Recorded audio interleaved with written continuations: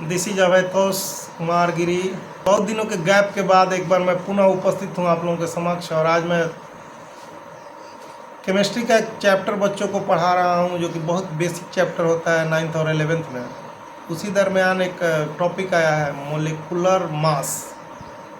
हमने molecular mass पढ़ा है, अब आगे हम जा रहे हैं पढ़ने इम्पेरिकल फार्मूला और molecular formula. Would you like to tell me what is molecular formula? कौन बताएगा? नहीं बताएगा कोई? इम्पेरिकल फार्मूला कौन बताएगा? अच्छा एक बात बताओ, जल का फार्मूला मालूम है ना? क्या होता है रासायनिक? H2। अब बैलेंस कैसे होता है? H2 + O2 बराबर 2H2 + O2 बराबर 2H2O। अब एक हमको चीज़ बताओ, इसको हम लोग कंपाउंड बोलते हैं ना। जो जल है वो हमारा यौगिक हो गया ना। तो हम लोग जब भी कोई यौगिक बनाएंगे तो उसमें 2 या 2 से ज़्यादा तत्व होंगे ना, ये तो कंफर्म है, इसमें तो कोई दिक्कत है? तो जब 2 या 2 से अधिक तत्वों के मिलने से कंपाउंड बनता है, तो तत्व का तो हम लोग कहते हैं कि एटम होता है। तो यौगिक का क्या होगा? तत्व का सबसे छोटा हिस्सा एटम, यानी एलिमेंट का सबसे छोटा पार्ट एटम। तो 2 गो एटम मिलता है, तो 2 गो जब एलिमेंट मिलता है तो एक कंपाउंड बनता है। तो उस कंपाउंड का सबसे छोटा पार्ट मोलिक्यूल, अणु। तो हम लोग जानते हैं ना कि हर चीज़ का एक साधारण नाम होता है, हर चीज़ का एक रासायनिक नाम होता है। रासायनिक नाम को हम लोग क्या कहते हैं? मोलिकुलर फार्मूला भी कहते हैं ना। अरे किसी न किसी फॉर्मूलेशन से ना बना है कि कितना क्या मिला तो क्या बना। को हाइड्रोजन, को ऑक्सीजन मिला तो जल बना, को हाइड्रोजन, को सल्फर, को ऑक्सीजन मिला तो H2SO4 बना, को कैल्शियम, को कार्बन, को ऑक्सीजन मिला तो कैल्शियम कार्बोनेट बना। ठीक है, तो सीधा सीधा बात है, इम्पेरिकल फार्मूला क्या है? क्या है इम्पेरिकल फार्मूला? पढ़ के समझाओगी?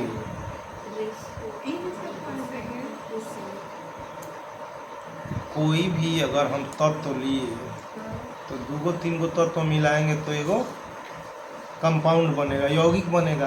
तो उस यौगिक में सभी तत्वों का अपना अपना परसेंटेज होगा ना, है? तो परसेंटेज का अगर रियल परसेंटेज अगर लिख रही हो कि C6H12O6, तो ये उसका मोलिकुलर फार्मूला हो गया, क्योंकि उसमें उसके वास्तविक अणुओं की संख्या दर्ज है।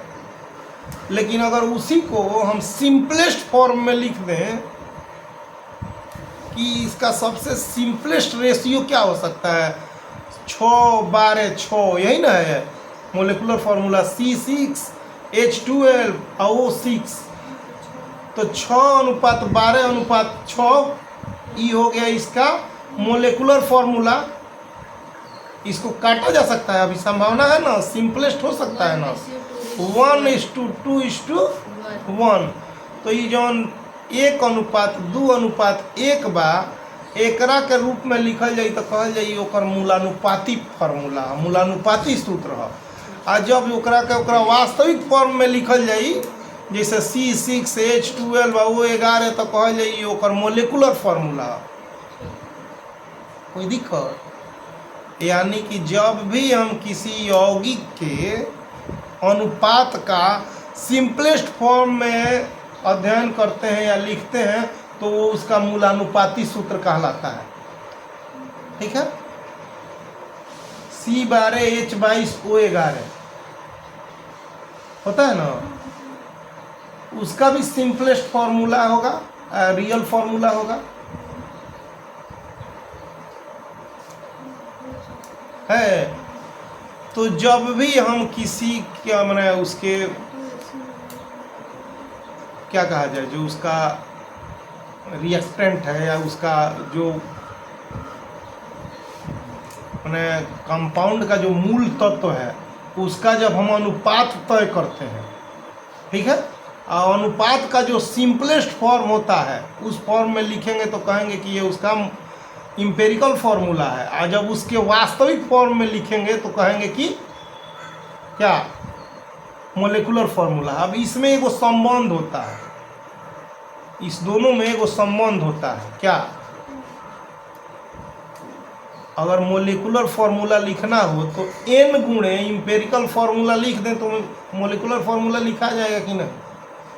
अभी तुम कही ना कि C6H12 और O6 यानी 1:2:1, तो अगर हम लिख दें कि n इंटू C1H2O1, तो इसको अगर हम चेंज करेंगे दोनों तरफ n की जगह 6 कर दें तो हमारा फॉर्मूला आ जाएगा। तो हम कह सकते हैं ना कि n into empirical formula is equal to molecular formula.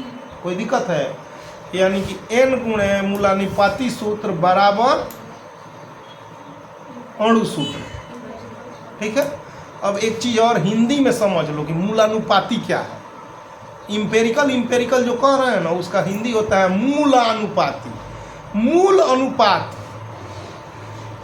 अनुपात बुझा ना, रेशियो। अब मूल रेशियो यानी कि एमे तहार मूल रूप से कितना योगदान बा ओकरा का हमने कहनी सब मूलानुपाती फार्मूला।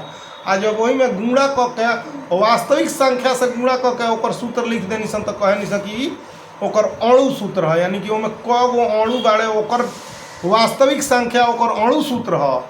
आ अणु सूत्र के सबसे छोटा अनुपातिक फॉर्म में अगर लिख दिया था मूल अनुपात काट काट के कितना कगो मैंने वास्तविक रूप में ना मूल रूप में, तो वो ओकर मूलानुपाती फार्मूला हो जाता है। ठीक है। तो यही है आपका इम्पेरिकल फार्मूला और मूलानुपाती। इम्पेरिकल कहिए या मूलानुपाती कहिए, मोलेकुलर कहिए या अणु सूत्र कहिए, कोई दिक्कत? That's all.